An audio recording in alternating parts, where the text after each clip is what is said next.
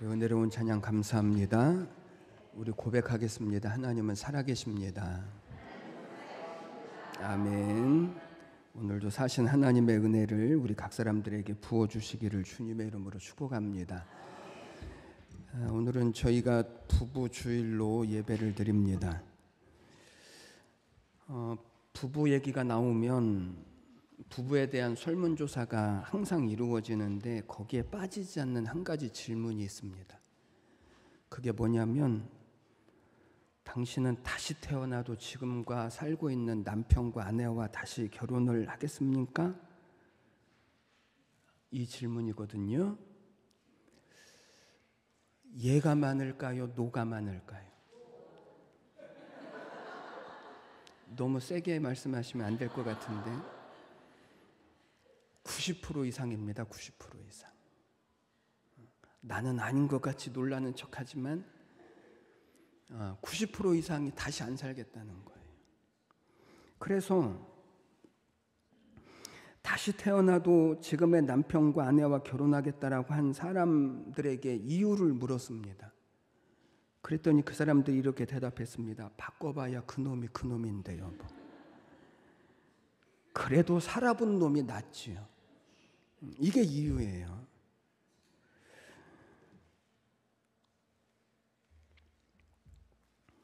그러니까 대부분의 부부가 부부라고 하는 것은 그냥 다 그렇고 그런 것으로 여기면서 산다는 것입니다. 내 남편과 내 아내는 어떨까? 궁금해하지도 마십시오. 물어보지도 말고. 내 마음하고 똑같으니까 그럴 것 없습니다. 그래서 부부가 좋아서 사는 때는요 20, 30대래요. 젊어서 40, 50대만 돼도 지금까지 살았으니 어쩔 수 없이 살고 60, 70대가 되면 서로가 불쌍해서 살고 80대, 90대가 되면 묻어주려고 산대요. 이게 부부래요. 그러나 사실은 하나님께서 주신 축복 중에서 가장 커다란 축복은 남편이고 아내입니다. 아멘 하셔야 되는데 내 남편이 내 아내가 하나님이 나에게 주신 가장 커다란 축복이라는 거예요. 그래서 한 남자와 한 여자가 만나서 사랑을 나누고 그리고 행복과 기쁨의 산실인 가정을 이루어가고 가문을 이루어가고 하나님의 복을 이루어가는 그 존재가 바로 부부인 거예요. 하나님께서 이 가정을 만드시고 이 부부를 통하여서 복을 주시기로 약속하셨고 번성케 하시기로 약속하셨고 땅에 충만하도록 하나님이 약속하신 존재가 바로 남편이고 아내인 것입니다. 그래서 하나님이 처음 만드신 에덴 동산의 첫 번째 가정을 보면 우리는 가정의 본질이 무엇인지를 알 수 있습니다.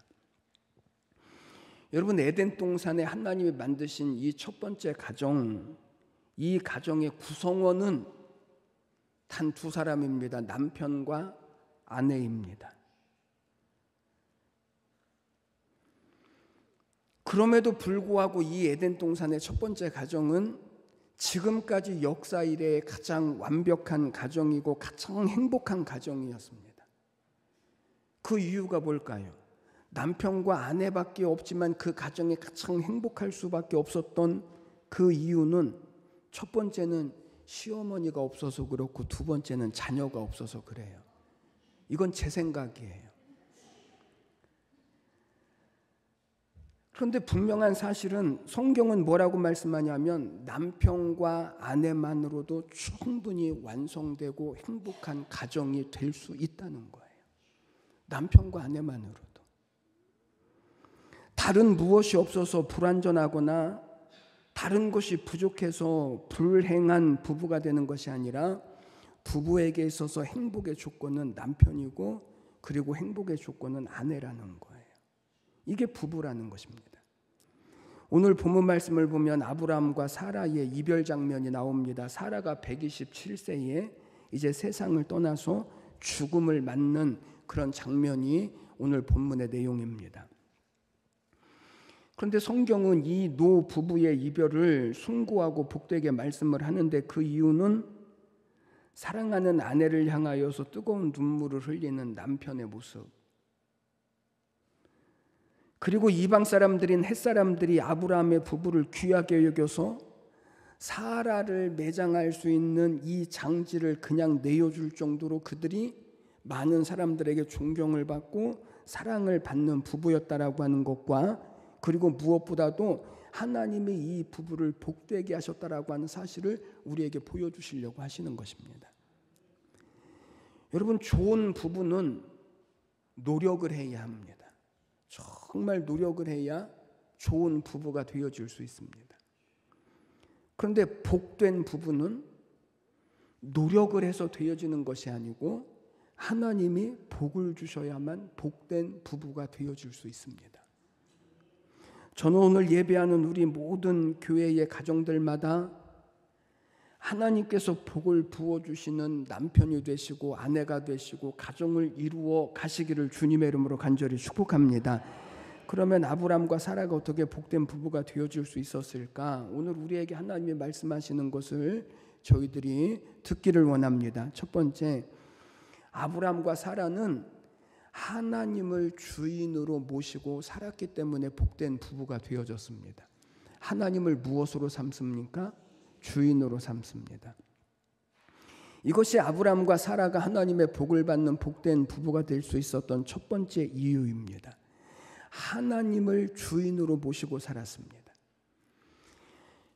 여러분, 이 아브람과 사라가 어떻게 하나님을 주인으로 모시고 어떻게 하나님의 복을 이루는 가정과 부부가 되어줄 수 있었을까?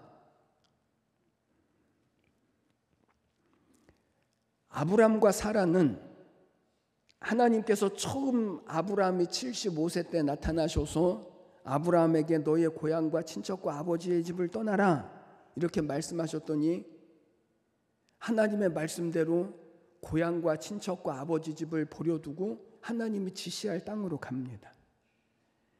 100세에 낳은 이삭이 10대 중반이 되어졌을 때에 하나님이 어느 날 나타나셔서 내 독자를 번제로 드리라 그랬더니 아브람과 사라는 기꺼이 하나님의 말씀대로 자기 하나밖에 없는 독자를 하나님 앞에 번제로 드립니다. 여러분, 이 아브람과 사라는 철저하게 하나님의 말씀에 순종하는 삶을 삽니다.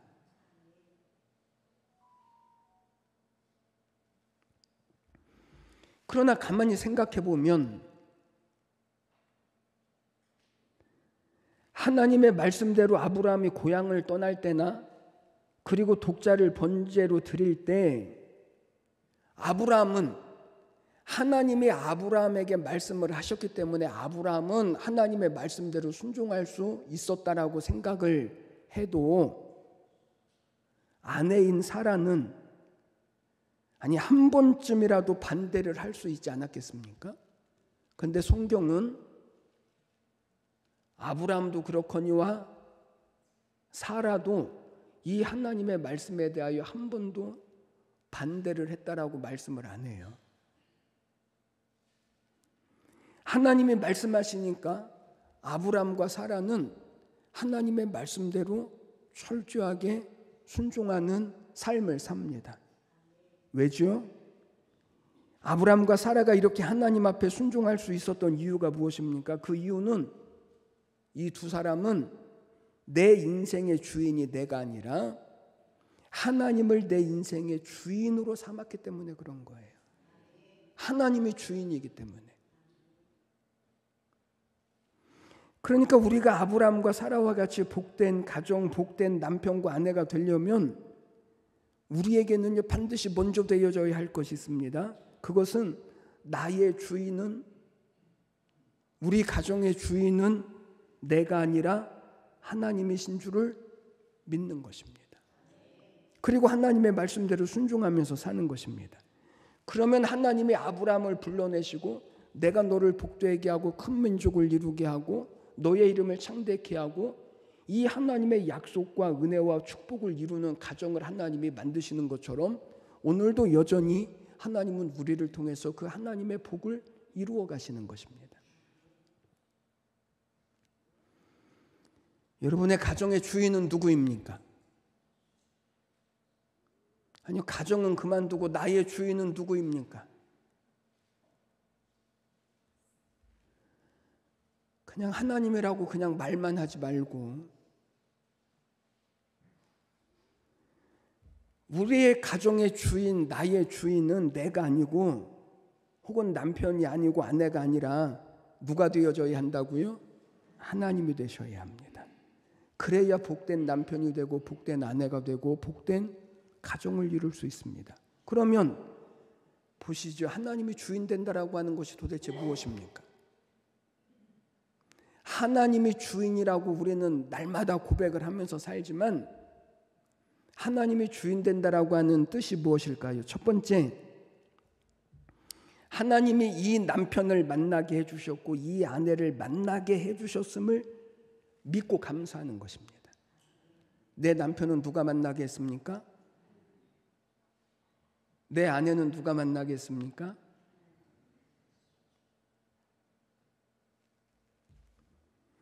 그렇지 않고 아니 어쩌다가 믿지 않는 남편을 만나서 그때 눈에 콩깍지만 씌우지 않았더라도 이렇게 생각한다면 아내가 행복할 수 있겠습니까? 반대로 아니 어쩌다가 이런 예수쟁이 아내를 만나서 그때는 내 눈이 삐었었지 이러면 그런 남편이 행복할 수 있겠습니까? 그럴 수 없습니다. 이 남편은 이 아내는 어쩌다가 만난 것도 아니고 실수로 만난 것도 아니라 하나님이 나에게 짝지어 주신 남편이고 아내라는 것입니다. 이 믿음이 우리 안에 먼저 있어야 합니다.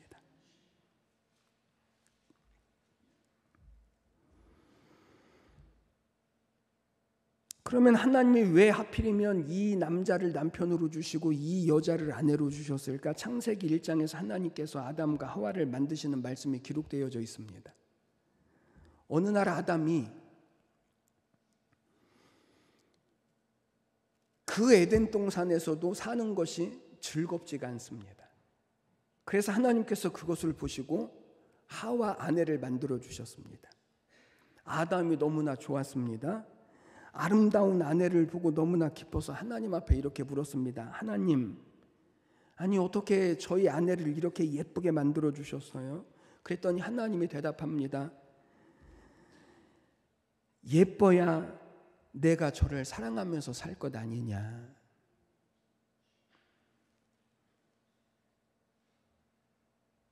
그래서 예쁘게 만들었다는 것입니다. 아담이 또 묻습니다. 하나님, 아니 예쁘기도 한데 어떻게 저렇게 착하게 만드셨습니까? 그랬더니 하나님이 대답하십니다. 그래야 내가 저를 사랑하면서 살 것 아니냐. 그러자 또 물었습니다. 아니 그런데 하나님, 쟤는 예쁘고 착한데 조금 맹한 것 같은데 왜 그렇게 만드셨습니까? 그랬더니 하나님이 이렇게 대답하십니다. 그래야 쟤가 너 같은 거 데리고 살 것 아니냐. 아니 예쁘고 착한데 나하고 살겠습니까? 멋지고 잘났는데 나하고 살겠습니까? 여러분 불평하지 마십시오. 원망하지 마십시오. 나 같은 사람에게 남편을 주셨고 나 같은 사람에게 아내를 하나님이 주신 거예요. 두 번째, 하나님이 주인 되신다라고 하는 말은 하나님이 만나게 하셨으니까 앞으로도 하나님이 인도해 주실 줄 믿는 믿음으로 사는 거예요. 여러분 이거 중요합니다. 어쩌다 결혼해 봤더니 결혼하고 살다 보니까 안 맞아도 너무 안 맞는 것 같아서 남편이기를 포기하고 아내이기를 포기하면서 사는 것이 아니라 하나님이 만나게 하셨으니 만나게 하신 하나님이 앞으로도 인도해 가실 것입니다. 내 생각대로 되어지지 않는 것 같아도 내 마음대로 되어지지 않는 것 같아도 우리를 만나게 하시고 인도하시는 분은 누구시라는 거예요? 하나님이시라는 거예요. 이 믿음을 가지고 사는 거예요. 세 번째, 모든 일을 주인이신 하나님을 기쁘시게 하는 이 목적을 가지고 살아가는 것입니다. 여러분, 이것이 하나님을 주인으로 모시고 살아가는 거예요. 그러면 하나님께서 어떠한 문제 앞에서도 어떠한 삶의 자리에서도 우리로 하여금 하나님의 약속하신 이 하나님의 복을 하나님은 이루어가게 하시겠다라는 것입니다. 그래서 복된 부부는 하나님을 주인으로 모시고 살 때 비로소 이 하나님의 약속된 복을 이루어 가는 것입니다. 두 번째는 하나님의 말씀대로 살아가는 것입니다. 사라가 남편인 아브라함을 부를 때 그의 호칭이 무엇인지 아십니까? 아내인 사라가 남편을 부를 때 그의 호칭은요, 주님이었습니다. 주님. 남편을 누구라고 부른다고요? 주님. 심지어 둘째 부인을 얻고 그를 통해서 이스마엘을 낳아서 그들 때문에 부부싸움을 할 때도 아브라함과 사라는요, 서로에 대해서 함부로 말하지 않았습니다. 성경을 가만히 보십시오. 왜 그랬을까? 그 이유는 하나님께서 정하신 질서됨을 알았기 때문에 그렇습니다. 그러면 하나님이 말씀하신 이 부부의 질서라고 하는 것이 도대체 무엇입니까? 에베소서 5장 22절 24절에서 아내들이여 자기 남편에게 무엇하라고요? 복종해라. 복종. 누구에게 복종하는 것처럼? 하나님께 복종하는 것처럼 남편에게 복종해라. 그리고 25절에서 남편들아 아내를 무엇하라고요? 사랑하래요. 어떻게 사랑하라고요? 예수님께서 교회를 위하여 자기의 목숨을 주신 것처럼 남편은 아내를 사랑해라. 자기 목숨을 주기까지 사랑하라는 거예요. 여러분, 하나님의 말씀, 하나님의 창조 질서는 남편은 아내를 자기 목숨과 같이 사랑하고 아내는 남편에게 복종하는 거예요. 그래서 하나님의 복된 부부는, 남편은, 아내는 하나님이 세우신 말씀대로, 하나님이 세우신 창조 질서대로 사는 데서부터 출발하는 거예요. 그래서 남편은 아내의 머리가 되는 거예요. 남편이 아내의 머리가 된다라고 하는 말은 다스리고 정복하고 자기 마음대로 해도 된다라고 하는 의미가 전혀 아니에요. 남편이 아내의 머리가 된다라고 하는 말은 사랑으로 방향을 정하고 설정하고 몸 전체를 이끌어가는 역할을 하나님이 남편에게 허락하셨다라는 거예요. 이 역할이 중요하니까 아내는 남편에게 어떻게 해야 된다고요? 복종하는 거예요. 여러분, 이것이 남편이 아내의 머리되며 이것이 하나님의 말씀이고 창조 질서인 거예요. 남편이 아내의 머리라면 아내는 남편의 갈비뼈예요. 하와가 남편의 어디에서부터 나왔습니까? 갈비뼈로부터 나왔습니다. 갈비뼈가 뭐가 그렇게 중요합니까? 생각할지 모르지만 갈비뼈를 다쳐보신 분들은 갈비뼈를 다치면 얼마나 어려운지를 알아요. 다리가 부러지면 부러진 다리만 못 쓰고 다른 데는 다 쓸 수 있지만 갈비뼈를 다치면 온몸을 쓸 수가 없어요. 갈비뼈를 다치면 가장 무서운 게 무엇입니까? 재채기 하는 것입니다. 웃는 것입니다. 앉았다 일어났다 누웠다 하는 것입니다. 아무것도 아닌 것들을 못하는 것입니다. 그러니 아내가 손상을 입으면 남편은요 그와 같은 거예요. 아무것도 안 되는 거예요. 그러니까 부부간의 창조의 질서인 존경과 사랑과 순종과 복종으로 살면 그 부부가 복되어지고 그를 통해서 세우신 가정과 자녀들이 하나님의 복을 받는 거예요. 왜 그럴까요? 왜 이렇게 아내는 남편에게 복종하고 남편은 아내를 사랑해야 할까요? 그 이유는 부부는요 서로 다르거든요. 서로 다릅니다. 만들어진 재료도 다릅니다. 남자는 흙으로 만들었고 여자는 뼈로 만들었습니다. 생각도 다릅니다. 모양도 다릅니다. 가치도 다릅니다. 다 다릅니다. 창세기를 보면 하나님이 만드신 모든 짐승들을 아담이 이름을 붙이는데, 동물들에게 이름을 지어주는데, 하나님께서 모든 동물들로 하여금 아담 앞을 지나가게 하셔요. 그러니까 손을 보이시는 거예요. 그런데 여러분, 성경을 잘 보면 동물들이 아담 앞을 지나가게 하시고 아담이 동물들의 이름을 지어주는 장면이 어디와 연결되어져 있냐면, 하나님이 아내를 지어주시기 바로 직전에 이 사건이 나오는 거예요. 이 동물들이 아담 앞으로 하나씩 손을 보이며 지나갈 때 아담은 동물들의 이름을 하나씩 다 지어줍니다. 그러다가 어느 날 피곤해서 아담이 낮잠을 자게 되어지는데, 낮잠을 잘 때에 무슨 일이 일어났는지 우리가 다 알잖아요. 하나님이 그때 아담의 갈비뼈 하나를 취해서 하와를 만드셔요. 그때 한숨을 자고 일어난 아담이 다시 동물들의 이름을 하나씩 짓기 시작하는데, 그런데 갑자기 자기 앞으로 다가오는 처음 보는 존재가 있는 거예요. 가만히 보니까 자기와 비슷한 것 같기도 하고, 또 자세히 보니까 다르기도 하고, 있어야 할 것이 없고 없어야 할 것이 있는. 그런데 이상한 것은 지금까지 다른 동물들을 다 손볼 때 느끼지 못했던 아담의 심장이 뛰기 시작하고 얼굴이 붉어지기 시작하는 거예요. 그가 누구예요? 하와. 그래서 하와를 보고 아담이 처음으로 고백한 말이 무엇입니까? 이는 내 뼈 중에 뼈요 살 중에 살이로다. 서로 다르다라고 하는 것 때문에 매력을 느끼고, 다르다라고 하는 것 때문에 서로 좋아지는 거예요. 이게 창조 질서인 거예요. 하나님은요, 다르게 만드셨어요.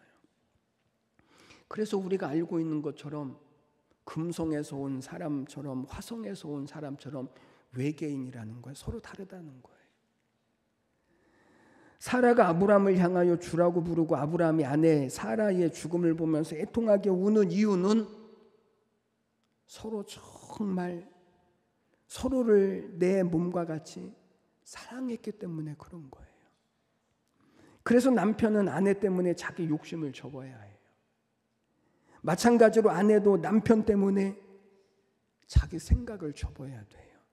그래서 결혼할 때 신랑과 신부를 가리켜서 반쪽과 반쪽이 만나서 하나가 됐다고 말하지만, 이것은 세상적인 이야기고요. 성경적인 이야기는 하나와 하나가 만나서 새로운 하나가 되어지는 거예요.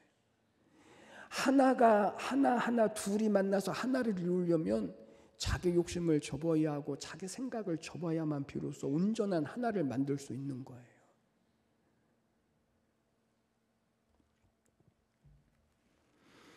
남편과 아내는 내 욕심을 위하여 내게 주신 존재가 아니라니까요.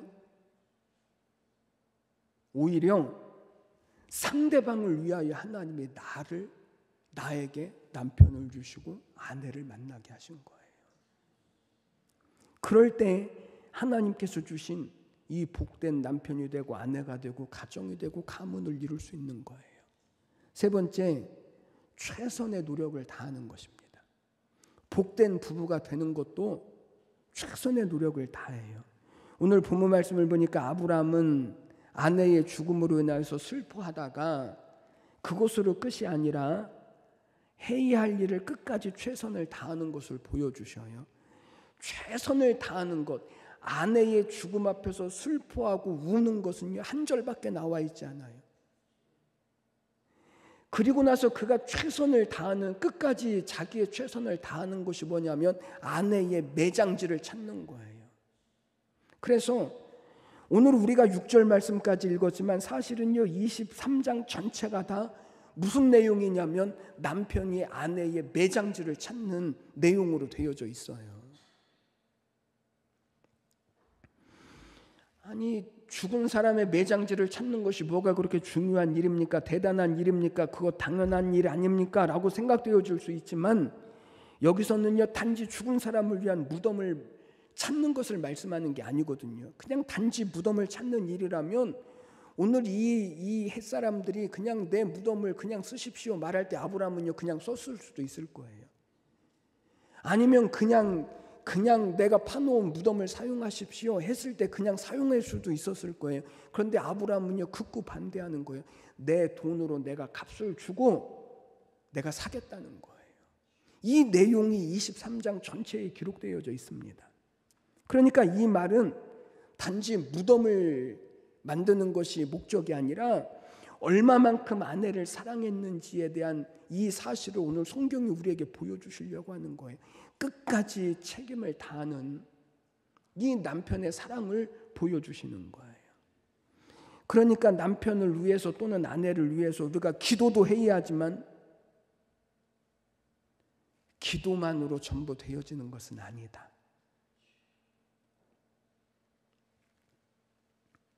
여러분 믿는 아내들이 자꾸만 실수하고 실패하는 이유가 무엇인지 아십니까?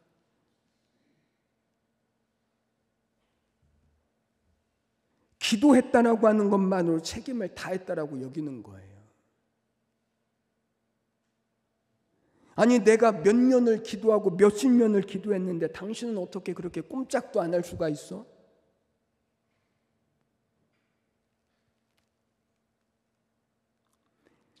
여러분 기도하는 것이 전부가 아니라 남편은 남편대로 아내는 아내대로 서로에 대하여서 남편은 남편의 책임을 다해야 하고 아내는 아내의 책임을 다할 때 하나님은요 거기에 복을 주시는 거예요. 여러분 우리나라는 아내와 남편을 부르는 호칭이 나이에 따라서 조금씩 다릅니다. 젊었을 때는 이 왜 호칭이 다르냐면 이 부부의 책임이 달라지기 때문에 부르는 호칭도 다릅니다. 젊었을 때는 남편과 아내입니다. 남편이 해야 할 책임은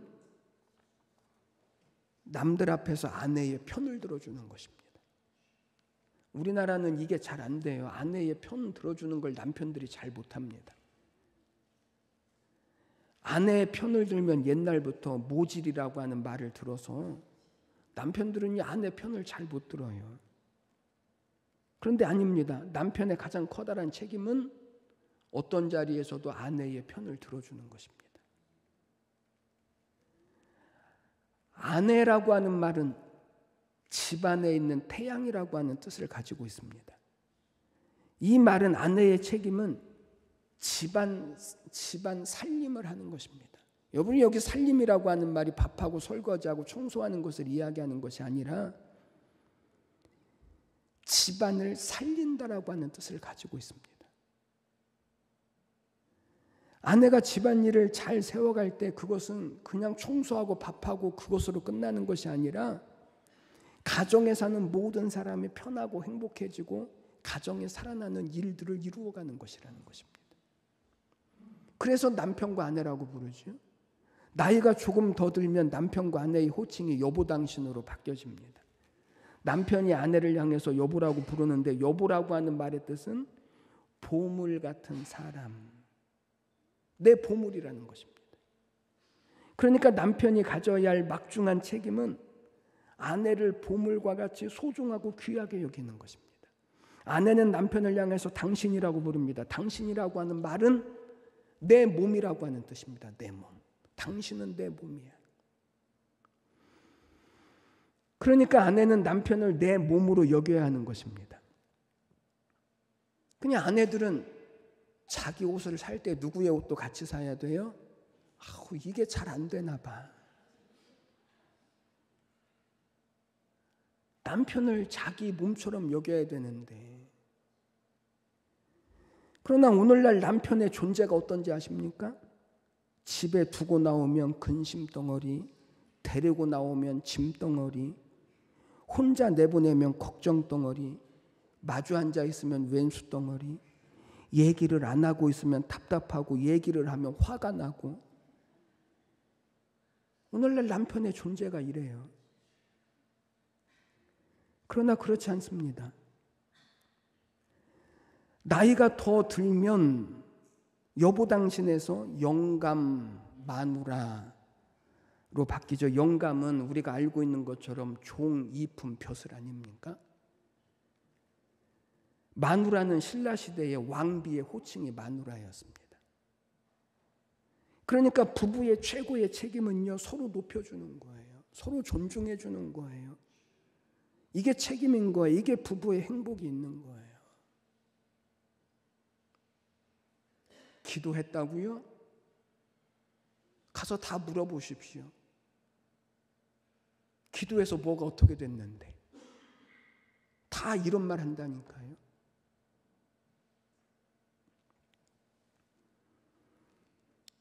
여러분, 어떤 부부가 있었는데 이 부부는요, 툭하면 부부싸움을 해요. 어느 날도 부부싸움을 심하게 했습니다. 이날은 얼마나 심하게 했든지 빗자루가 날아다니고 책이 날아다니고 물건들이 막 날아다니는 거예요. 그러다가 부인이, 아내가 역부족인 것을 느끼고 밖으로 막 도망치기 시작했어요. 분이 안 풀린 남편이 막 뒤를 쫓아가는 거예요. 마침 그러다가 문을 열고 나가는데 학교에서 돌아오는 아들과 딱 만났습니다. 남편이 너무나 화가 난 상태고 엉겁결에 아들을 보고 이렇게 물었습니다. 야, 이 니은 어디로 갔어?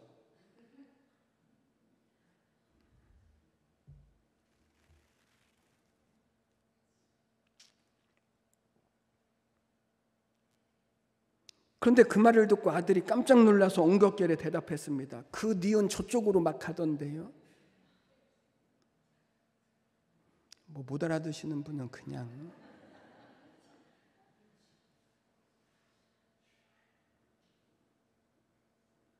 여러분, 가정의 행복은 남편에게 달려있고 아내에게 달려있습니다. 남편을 어떻게 여기는지, 아내를 어떻게 여기는지.